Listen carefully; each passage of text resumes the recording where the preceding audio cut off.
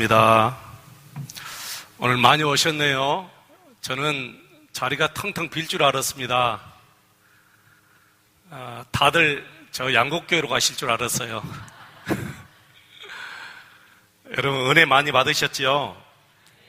받은 은혜대로 저와 여러분이 정말 하나님의 귀한 자녀답게 존귀하게 살아가시기를 주 이름으로 축원을 드립니다. 오늘 본문 말씀을 보시면 성령을 소멸치 말라, 그리고 예언을 멸시치 말라라는 말씀이 있습니다.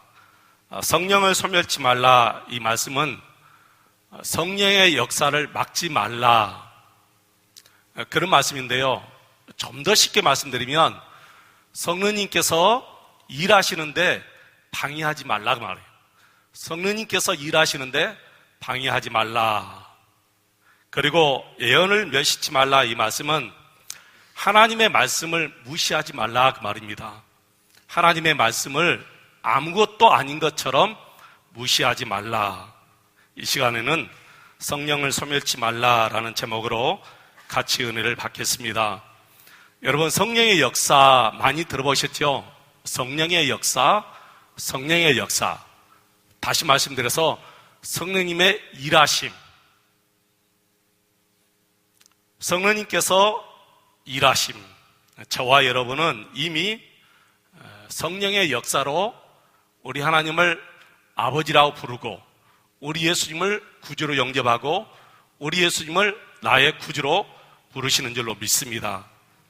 여러분 성경을 한번 보실래요? 고린도전서 12장 3절 말씀 보시면, 또 성령으로 아니하고서는 누구든지 예수를 주시라 할 수 없느니라 그래서요. 성령의 역사 아니면 누구든지 예수님을 나의 주님 이렇게 부를 수가 없다는 거예요. 저와 여러분이 예수님을 나의 주님 이렇게 부르는 것은 내 안에 계시는 성령님께서 일하시기 때문에, 성령님께서 역사하셨기 때문이다, 그렇게 말씀드릴 수가 있지요. 여러분 마태복음 22장 43절에도 그러죠. 이르시되 그러면 다윗이 성령에 감동되어 그러세요. 성령에 감동되어 어찌 그리스도를 주라 칭하여 말하되 그랬죠.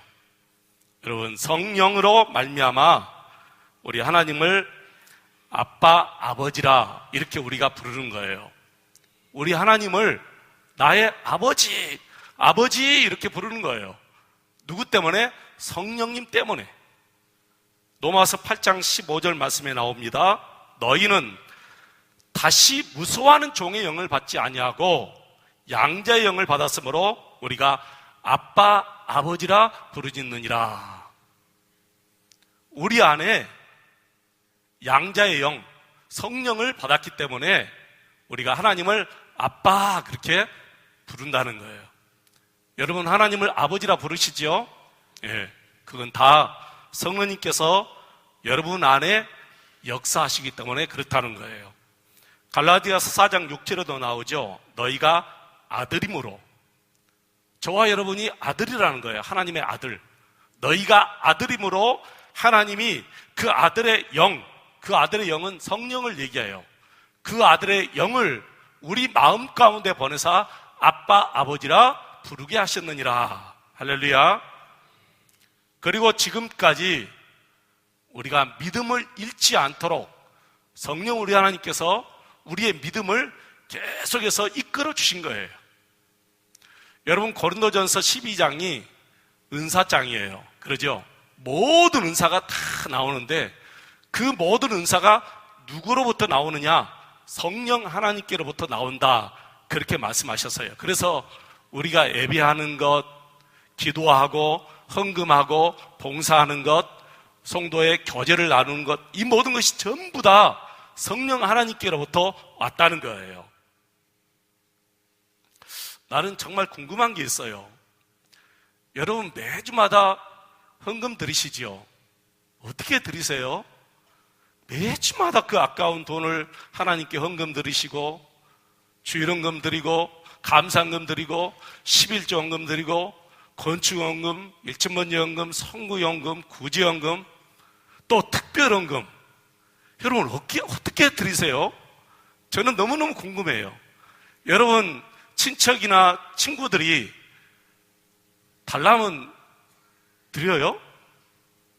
못 드리잖아요. 물론 한두 번은 도와줄 수가 있지만 예수 믿을 때부터 시작해서 지금까지 매주마다 감사헌금 드리고 주일헌금 드리고 11조헌금 드리고 특별헌금 드리고, 제가 저희 어머니께 어머니 어떻게 그렇게 하세요? 그러면 허허 내가 하니 하나님께서 하게 하시니까 하지, 늘 그렇게 얘기하는 거예요. 여러분 그게 정답이에요. 여러분 마음 같아서는 어떻게 여러분 그 많은 물질을 남에게 줄 수 있겠어요? 못 주죠. 근데 성령 하나님께서 내 마음에 역사하기 때문에 그 많은 물질을, 그 아까운 물질을 하나님께 기쁨으로, 정말 아깝지 않는 마음으로, 자원하는 마음으로 하나님께 이렇게 헌금하잖아요. 이 모든 것이 내 안에 계시는 성령 하나님의 역사인 줄로 믿습니다. 그래서 고린도전서 2장 13절 말씀 보시면 영적인 일은 영적으로 하는 거예요. 우리가 이것을 알거니와 사람의 지혜가 가르친 말로 아니하고 오직 성령께서 가르치신 것으로 하니 영적인 일은 영적인 것으로 분별하느니라. 여러분 사람이 가르쳐서 이렇게 할 수 없는 일이에요. 내 안에 계시는 성령님께서 영으로 우리를 인도하시기 때문에 우리가 영으로 분별해서 하는 줄로 믿습니다. 부산 부전교회가 큰 교회죠, 여러분.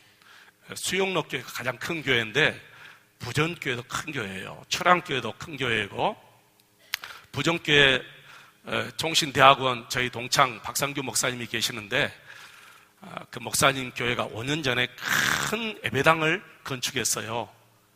건축할 때 집회를 하고 성도님들이 건축헌금을 작정했는데 고등학생이 5천만 원을 작정한 거예요. 그래서 목사님과 장로님들은 그렇게 생각했답니다. 저 아이가 집회 때 은혜 받고 감정적으로 드린 모양이다, 그렇게 생각한 거예요. 그래서 그 아이를 불러서요, 너 고등학생 3학년이 무슨 돈이 있어서 앞으로 어떻게 하려고 이 많은 액수의 작정헌금을 했니? 그러니까 물어보니까 이 학생이 하는 말이, 목사님 제가 제 감정으로 한 것이 아닙니다. 기도하는 중에 예전부터 내가 이런 계획을 세웠습니다. 저는 내년에 육사 시험을 볼 것입니다. 그리고 반드시 들어갈 것입니다. 그러면은 학교에서 내 먹을 것, 입을 것 모든 것이 다 나옵니다.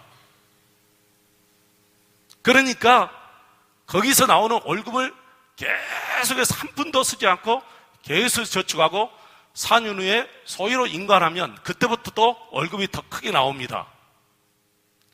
그러면서 그런 계획을 다 짜가지고 건축헌금을 5천만 원을 작정했다는 거예요. 그게 성도들에게 알려져서 간증이 돼가지고 온 성도들이 은혜 받고 더 크게 하나님 앞에 역사를 했다는 거예요. 여러분 놀랍죠? 그 아이가 하는 것이 아니에요. 기도하는 중에 성령 우리 하나님께서 그렇게 하게 하신 거예요. 저는 우리 믿는 성도들끼리 교제하는 것도 정말 신기한 일이라고 생각해요. 여러분 교회처럼 다양한 사람이 모인 것이 없어요. 그죠, 여러분?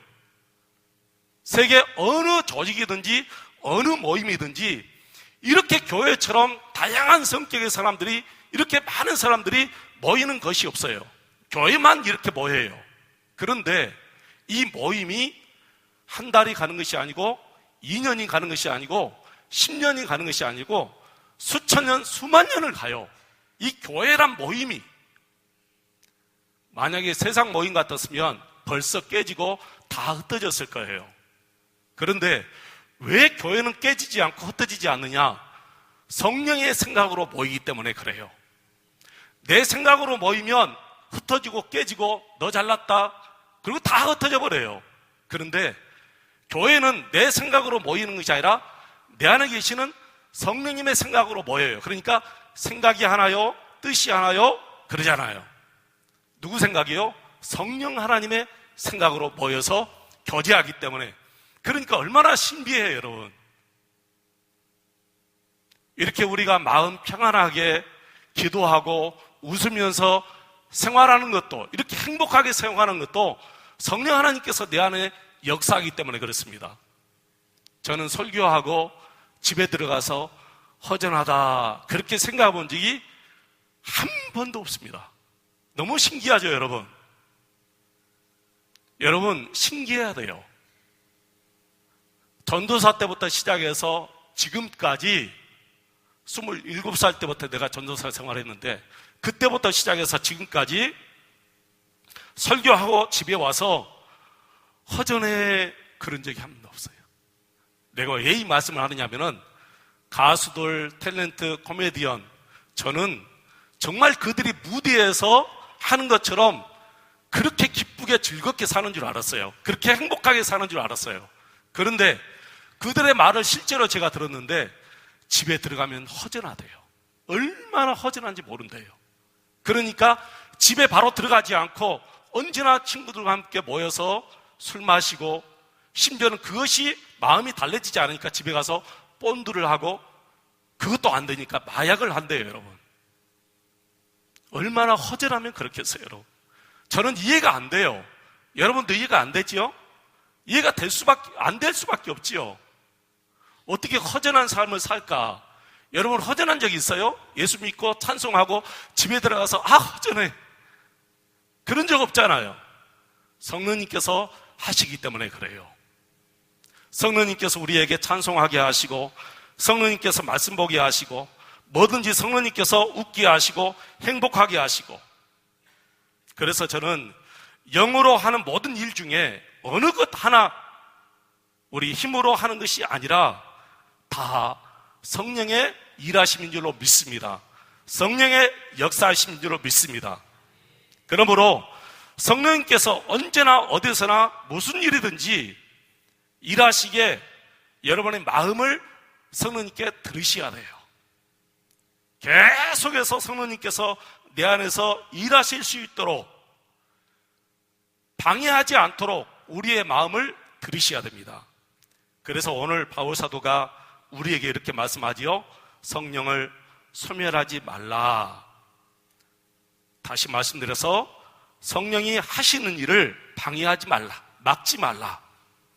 그런데 왜 소멸이란 말을 하셨느냐 하면, 그 사도행전 2장 3절 말씀 보시면 오순절 다락방, 나갓 다락방에서 120명의 성도들이 함께 모여서 기도할 때 강력하게 성령님께서 임하실 때 어떤 모양으로 임하셨어요? 오늘 보면 마치 불의 혀처럼 임하셨다 그랬어요. 그렇게 성령님께서 임하시거나 성령님께서 일하실 때는 불의 혀처럼 강력하게 일하신다는 거예요. 여러분, 불의 혀 보셨죠? 불이 활활 타오를 때 얼마나 그 불의 혀가 쫙 날른날른거리면서 쫙 퍼져나갑니까? 성령님께서 그렇게 강력하게 역사하신다는 거예요. 그러니까 강력하게 역사할 때 끄지 말라는 거예요. 다시 말씀드리면 성령의 이 역사를 방해하지 말라, 끄지 말라. 소멸이란 말은 끄지 말라. 그래서 소멸이란 말을 썼어요. 여러분, 성령님께서 여러분 마음속에서 역사하실 때 방해하지 마시기 바랍니다. 어떤 감동을 줄 때 그 감동에 받은 대로 순종해야 돼요. 순종. 피곤하다고 우리가 불순종하죠. 내 기분 나쁘다고 여러분 불순종할 때 많죠. 나 오늘 기분 나쁘니까 교회 안 가, 그럴 때 많죠, 여러분. 예배하는 것을 왜 여러분의 기분을 여러분 거기에다가 얘기합니까? 성령 하나님께서 진짜 기분 나빠하셔요. 내 기분이 아니라 하나님의 기분에 맞춰요. 내 기분이 아니라 성령 하나님의 기분에 맞춰야죠. 내 기분에 맞추어서 안 좋다고, 내 감정에 맞추어서 안 좋다고 예배도 소홀히 하고 봉사도 소홀히 하고 기도생활 소홀히 하는 것은 성령님 감정이 안 좋아지는 거예요. 성령님의 기분이 나빠지는 거예요. 그래서 성령 우리 하나님께서 불길같이 역사하실 때 찬송가에 나오죠. 불로 불로 충만하게 하옵소서. 성령 하나님께서 불길같이 역사하실 때 여러분 방해하지 마시기를 바랍니다. 계속해서 일하실 수 있도록 우리 하나님께 우리의 마음을 다 드려야 됩니다. 우리가 부흥회를 하고 많은 은혜를 받았습니다. 은혜를 받았다는 것은 내 하나님께서, 내 안에 성령 하나님께서 내 마음을 다스려 주셨다는 거예요. 성령 하나님께서 여러분의 마음을 다 터치해 주셨어요. 다 어루만져 주시고 또닥또닥 거려 주시고 저와 여러분의 마음을 부드럽게 하여 주셔서 하나님의 말씀을 다 받게 하셨어요. 저는 엄청난 은혜를 받았어요. 그래서 제가 믿습니다. 뭘 믿느냐? 여러분도 엄청난 은혜를 받았다고 믿어요. 여러분 담임 목사가 은혜 받으면 성도들은 다 은혜 받습니다. 여러분 담임 목사가 은혜 받지 못하면 성도들 은혜 못 받아요. 근데 담임 목사가 은혜 받으면 성도들 걱정할 필요 없어요. 그냥 항상 저는 그래요. 나만 은혜 받으면 우리 성도들은 다 은혜 받는다. 저는 그렇게 생각해요. 제가 여러분 보니까 이번에 진짜 마른 스펀지가 물을 쫙쫙 빨아들이듯이 하나님의 말씀을 여러분이 받는데 제가 그것도 은혜 받았어요. 여러분 받은 은혜대로 말씀에 순종하며 성령님께 순종하며 살아갈 수 있기를 축원합니다. 성령님 내 마음을 늘 만져주세요. 내 마음을 옥토밭으로 갈아주세요. 그래서 하나님의 말씀이 30배, 60배, 100배의 열매를 맺게 해주세요. 여러분 그렇게 기도하시기를 축원합니다. 성령님은 어떠한 일이 있어도 우리 마음에서 나가지 않습니다. 그래서 예전에는 이 말씀을 이렇게 오해를 했어요. 성령을 소멸치 말며 이 말씀을 성령이 나가지 않도록 기도하라 그랬는데 여러분 나가라 해도 안 나가셔요. 성령님 제발 좀 나가주세요. 그래도 안 나가셔요. 이미 여러분의 마음속에 그 말은 성령님을 인정하고 계신다는 거잖아요. 그죠? 여러분이 고의적으로 성령님 진짜로 성령님이 나 간섭하신 거 싫어요. 그러니까 제발 내 마음에서 성령님 나가주세요. 그러면 나갈까? 그럴 시절에는 안 나가셔요. 그런데요, 정말 하나님의 자녀들은 그렇게 얘기하지 못하지요. 어떻게 그런 말을 나오겠습니까? 하나님의 자녀들이 이미 그 자체가 성령 하나님을 모시고 산다는 증거잖아요. 여러분의 마음속에, 제 마음속에 성령 우리 하나님께서 일하시는 줄로 믿습니다. 그래서 성령님의 일하심이 멈추지 않고 계속해서 일할 수 있도록 여러분은 성령 하나님을 인격적으로 존중해 드려야 돼요. 제가 한번 말씀드렸죠. 어느 신학자가 이런 말을 했습니다. 목회자이면서 신학자인데요. 내가 성령님을 존중하면 내 시대에 황금 시대가 온다. 내가 성령 하나님을 존중하면 내 시대에 황금 시대가 온다.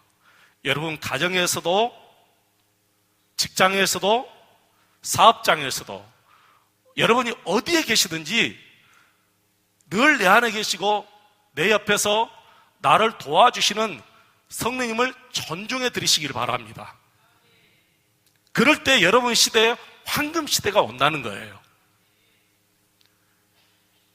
우리 아내 되신 분들 남편 존중하시지요?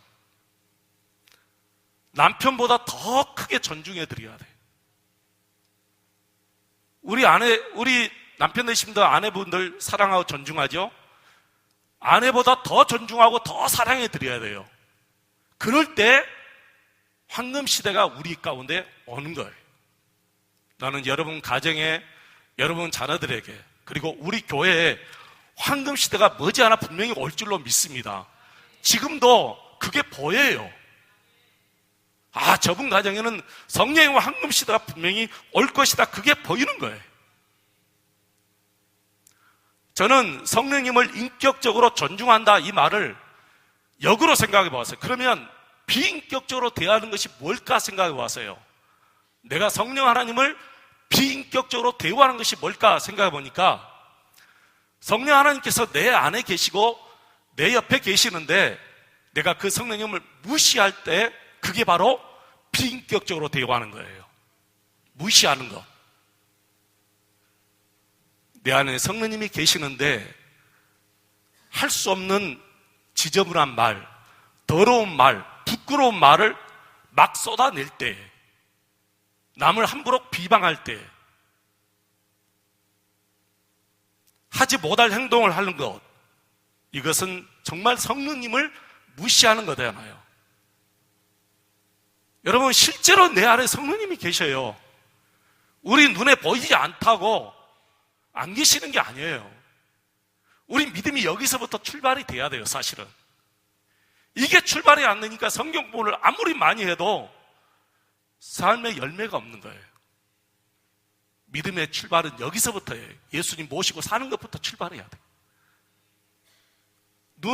눈을 뜨면 바로 예수님을 생각하고 예수님과 함께 화장실도 가고 예수님과 함께 모든 생각을 다 나누는 거예요. 예수님과 함께 식사를 하고 예수님과 함께 어떤 모임에도 가고 예수님과 함께 어떤 이야기를 하고, 이게 바로 성령님을 존중해 드리는 거예요. 그리고 혹시 실수하면 성령님 내가 실수했어요. 성령님 내가 잘못했어요. 성령님 내가 교만했어요. 제가 꿈을 꾸었는데요. 내가 중학교 때 학생회장으로 출마를 한다고 선포를 한 거예요. 너무너무 자신에 충만한 거예요. 내가 학생회장으로 출마해서 내가 멋있게 회의도 진행하고 내가 이 학교를 멋있게 이끌어 가야겠다 하고 출마를 했는데 공부로 1등하는 애가 나보고 양보하라는 거예요. 야, 너는 나보다 성적이 떨어지잖아. 그러니까 나에게 양보해. 그러는 거예요. 얼마나 낙심이 되는지 그 말 듣고, 그리고 갑자기 막 화장실을 가고 싶은 거예요. 화장실에 가서 소변을 보면서 너무너무 분하니까 내가 어떻게 하지? 내가 공부를 못해요. 저 아이보다 공부를 못하니까 저 아이가 나를 무시해가지고 학생회장으로 자기가 출마한다고 그러면서 나보고 양보하라니까 내가 양보를 했어요. 갔다 와서 화장실에 갔다 와서 그래 내가 양보할게. 그러면서 속으로 너 해봐라. 내가 뒤에서 내가 너를 다 조종하고 내가 회의하는 것도 내가 너보다 더 잘하고 모든 것을 내가 공부만 떨어지지 내가 다른 것을 너보다 더 잘하니까 내가 너 다 이렇게 뒤에서 돌봐주고 이끌어줄 것이다. 그 생각을 딱 하는데 하나님께서 무슨 그 생각을 주느냐면 야, 너 그것도 교만이다 그러는 거예요. 야, 너 그것도 교만이야. 나는 꿈에서 그런 꿈은 또 처음 꾸었네요. 야, 너 그것도 교만이야. 그러고 여러분 꿈을 깼어요. 사랑하는 성도 여러분, 무슨 일을 할 때든지 무슨 생각을 하든지 항상 성령님이 내 안에 계시다는 생각을 하시고 더러운 말은 입 밖에도 내지 말고 성령을 무시하는 그런 행동을 해서는 안 될 줄로 믿습니다. 무시하면 성령님께서 역사하지를 않아요. 나를 통해서 성령님이 아무런 역사를 하지 않으셔요. 일하지 않는다 그 말이에요. 그 다음에 성령님을 근심시키지 말라 그랬어요. 성령님을 근심시키지 말라. 나는 우리가 성령의 사람 하면서도 전혀 성령의 사람답게 살지 못하고 세상 사람과 전혀 하나도 다른 생활이 없다는 것은 가장 큰 슬픔이라고 생각해요. 성령님께서 계속해서 우리 마음속에 일하실 수 있도록 성령님을 근심시켜서는 안 될 줄로 믿습니다. 우리의 행위로, 우리의 말로, 그 어떤 것으로든지 심지어는 내 생각까지 다 하시는 우리 성령 하나님 앞에 생각도 좋은 생각을 가져야 돼. 생각까지라도 좋은 생각을 가져야 돼. 여러분, 이런 말씀 들어보셨죠? 성령을 회방하지 말라. 예전 성경에, 지금 우리가 가지고 있는 성경 그 전 성경에 마태복음 3장 29절 보면 성령을 회방하지 말라 그렇게 말씀했는데, 지금 가지고 있는 성경에는 성령을 모독하지 말라 그랬어요.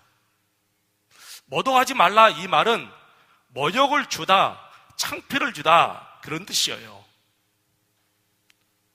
내 삶을 통해서, 내 말을 통해서, 내 생활을 통해서 성령 하나님이 창피당하지 않도록 하라고 말이에요.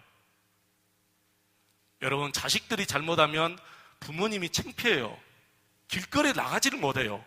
자녀들이 잘못하면. 마찬가지지요. 부모가 잘못해도 자녀들이 창피해가지고 길거리 못 나갑니다, 여러분.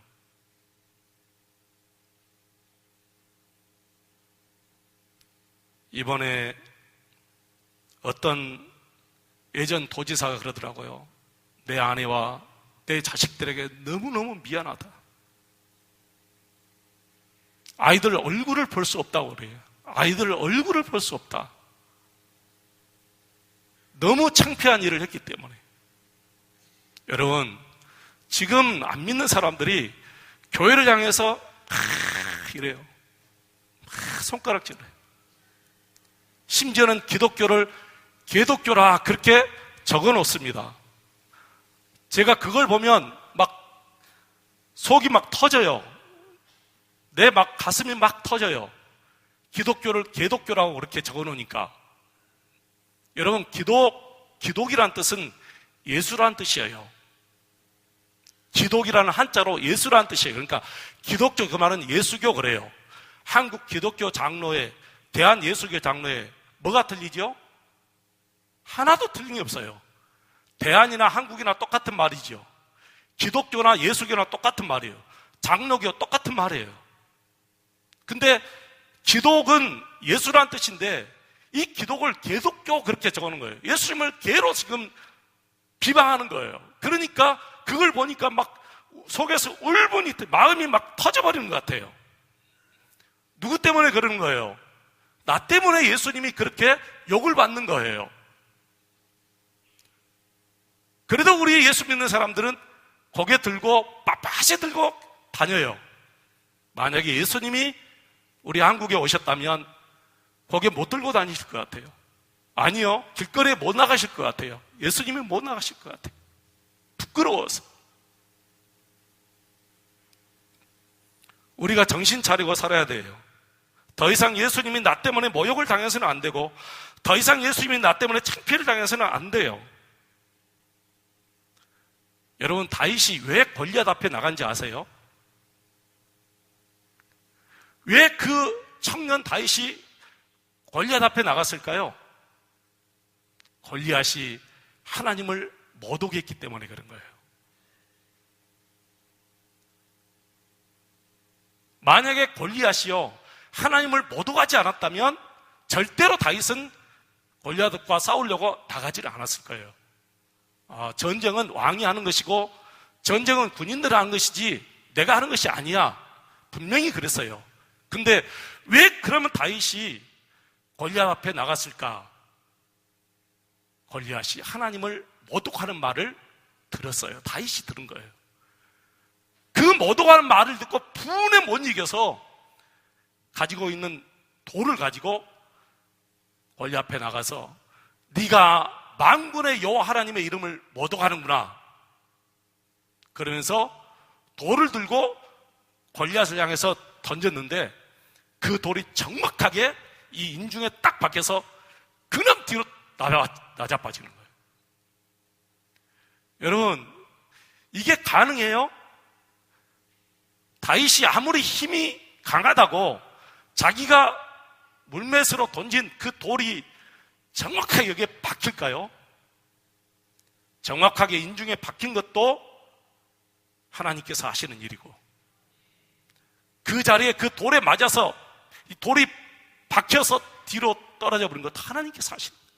하나님을 모독하니까 그 모독하는 것을 분에 못 이겨서 골리앗과 싸우려고 앞장선 다윗과 하나님이 함께 하신 거예요. 그런 사람과 하나님이 함께 하시는 거예요. 여러분이 의분을 가지고 살아야 돼요. 더 이상 나는 하나님의 이름에 먹칠을 내서는 안 되고, 더 이상 나는 하나님께 모욕을 주어서도 안 되고, 더 이상 나 때문에 우리 예수님이 창피당해서는 안 된다. 그런 마음을 가지고 살 때 하나님께서 다윗과 함께해서 다윗이 던진 그 물맷돌에 골리앗이 맞아서 넘어졌어요. 다윗이요, 그것도 분에 안 풀려요. 돌에 맞아서 넘어졌으니까 안 가도 되잖아요. 그런데 블레셋 군인들이 다 자기 장수가 넘어지니까 도망가요. 그러니까 다윗이 거기에 가요. 골리앗 앞에 가요. 저 같으면 무서워서 못 갈 것 같아요. 언제 일어나서 나를 덮칠 수 있잖아요. 근데 다윗이 딱 가서 자기 손에는, 다윗의 손에는 칼이 없어요. 그러니까 골리앗이 차고 있던 그 칼을 쫙 빼가지고 골리앗의 목을 베어버린 거예요.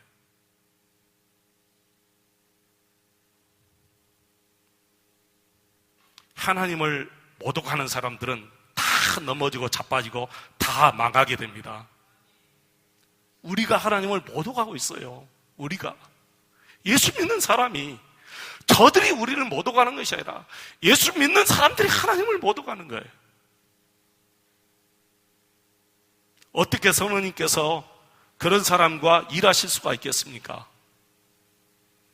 여러분, 손해 보셔야 돼요. 그리고 예수님의 이름을 높이고 예수님을 자랑해야 될 줄로 믿습니다. 내가 손해보고 예수의 이름을 높이고, 내가 손해보고 하나님께 영광을 돌리고. 우리 지용수 목사님 첫 번째 건축하고, 그 건축회사가 양곡교회를 건축하고, 나는 돈 한 푼 남지 않았네, 돈 한 푼 남지 않았네, 늘 그렇게 하고 다니니까 교회가 욕을 먹잖아요. 그러니까 장로님들하고 모여서, 장로님들 어떻게 하면 좋겠습니까? 저분이 우리 교회를 건축하고 돈 한 푼 남지 않았다고 저렇게 하고 다니는데 잘못하면 우리 교회 큰일 나겠습니다. 장로님 어떻게 하면 좋겠습니까? 그래서 장로님과 상의해가지고 교회에서 1억 3천? 얼마 줬다 했어요? 1억이요? 네. 1억을 해서 그분을 드렸다고 그러잖아요. 여러분, 교회가 손해보아도 세상 사람들이 하나님의 이름을 모욕하지 않도록 해야 돼요. 내가 손해보아도 내 주위 사람들이 나 때문에 하나님을 모욕하지 않도록 해야 돼요. 그럴 때 우리 하나님께서 여러분 가운데 역사하고 우리 교회 가운데 역사하고, 하나님께서 여러분을 통해서 큰 역사를 나타낼 줄로 믿습니다. 우리 예수님이 그렇게 말씀하셨어요.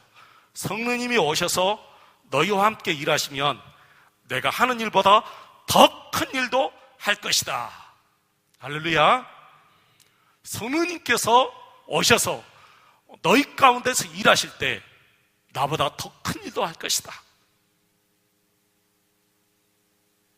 저는 정말 믿습니다.